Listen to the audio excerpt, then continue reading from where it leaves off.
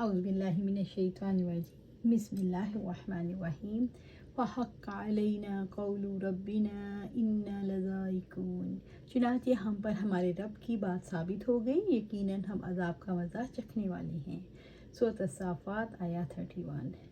وحق علینا قول ربنا، چنانچہ ہم پر ہمارے رب کی بات ثابت ہو گئی۔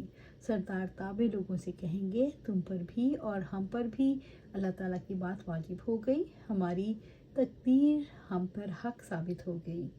انا لذائقون، یقیناً ہم عذاب کا مزہ چکھنے والے ہیں۔ ہم اللہ تعالیٰ کے عذاب کو بھگتیں گے۔ اللہ تعالیٰ کی قضاء و قدر میں ہم ازلی بدبخت ہیں اور ہم پر یہ بات حق ثابت ہو گئی۔ لیڈر کیا کہیں گے؟ اب ہمیں قیامت کے دن کہیں گے ہم عذاب کے مستحق ہو چکے ہیں، اللہ تعالیٰ کا ارادہ ہم پر حق بن کر آ گیا، اب ہمارے لیے عذاب کا مزہ چکھنے کے سوا کوئی راستہ نہیں۔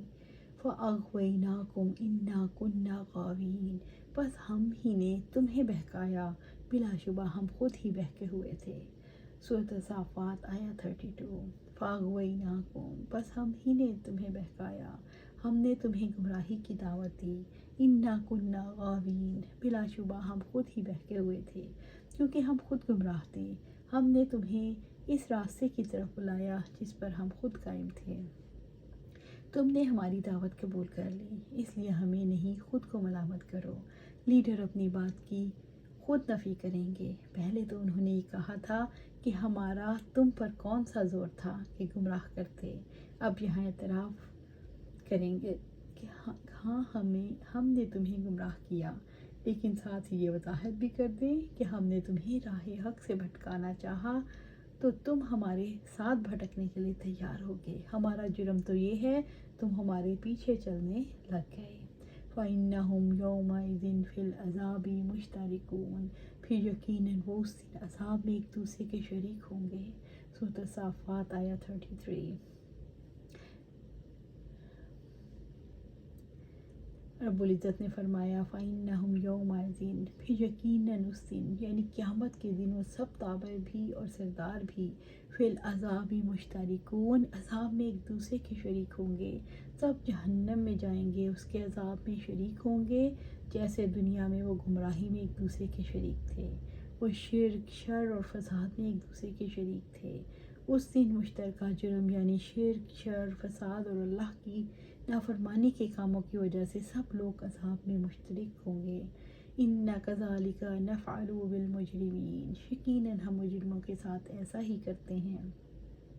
سورۃ الصافات آیت 34۔ اِنَّا كَذَلِكَ نَفْعَلُ، یقیناً ہم ایسا ہی کرتے ہیں۔ رب العزت نے فرمایا ہمارا یہی دستور ہے، ہم ایسا ہی کیا کرتے ہیں بالمجرمین، مجرموں کے ساتھ، مجرموں کے ساتھ جنہوں نے دنیا میں اللہ تعالیٰ کی نافرمانیاں کی، ایمان کی بجائے کفر اختیار کیا، انہیں ہم دردناک عذاب کا مزہ چکھائیں گے اور انہیں ان کے ساتھیوں کو آگ میں جمع کریں گے۔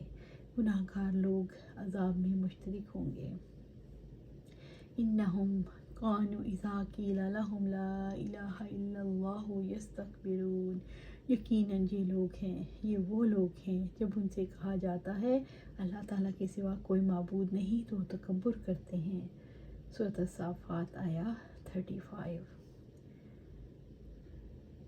انہم کانوا اذا قیل لہم، یقیناً یہ وہ لوگ ہیں جب ان سے کہا جاتا ہے یعنی جب دنیا میں غیر اللہ کی عبادت کرنے والوں سے کہا جاتا تھا لا الہ الا اللہ یستکبرون، اللہ تعالیٰ کے سوا کوئی معبود نہیں تو تکبر کرتے، یعنی جب انہیں کلمہ توحید کی تلقین کی جاتی تو اس کو قبول کرنے سے اعراض کرتے، تکبر سے منہ پھیر لیتے، ناک بھواں چڑھاتے۔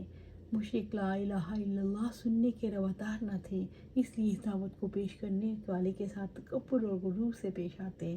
عبداللہ بن عباس رضی اللہ تعالیٰ عنہ کی روایت ہے، ابو طالب کی بیماری کے زمانے میں ایک بڑی جماعت قریش کی ابو طالب کے پاس گئی اور آپ صلی اللہ علیہ وسلم کی طرح کی شکایات کی۔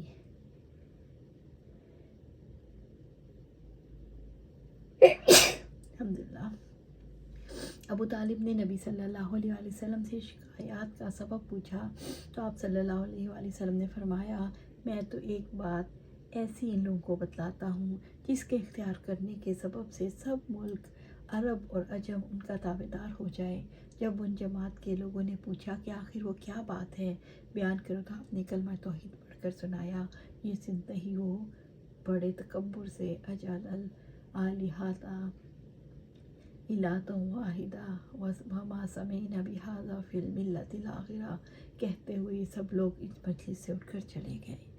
عبداللہ بن مسعود رضی اللہ تعالیٰ عنہ بیان کرتے ہیں کہ آپ صلی اللہ علیہ وسلم نے فرمایا، وہ شخص جس کے دل میں رائی کے دانے کے برابر بھی تکبر ہوگا وہ جنت میں نہیں جائے گا۔ ایک شخص نے کہا، ہر آدمی چاہتا ہے کہ اس کا کپڑا اچھا ہو، اس کا جوتا اچھا ہو، تو کیا یہ تکبر ہے؟ آپ نے فرمایا، اللہ تعالیٰ خوبصورت ہے اور خوبصورتی کو پسند کرتا ہے، اس لیے یہ تکبر نہیں۔ تکبر تو یہ ہے انسان حق کو ٹھکرا دے اور لوگوں کو حق کی سمجھے۔ یہ تکبر رب کے مقابلے میں نہیں تھا، بلکہ اللہ تعالیٰ کی طرف سے بلانے والے پیغمبر کے مقابلے میں تھا۔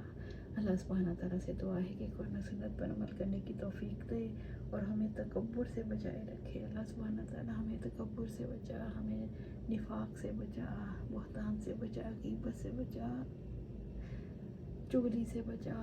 اللہ سبحانہ تعالیٰ ہمیں صراط مستقیم پر چلا اور ہمیں جنت الفردوس کے اعلیٰ مقام پر جگہ عطا فرما۔ آمین یا رب العالمین۔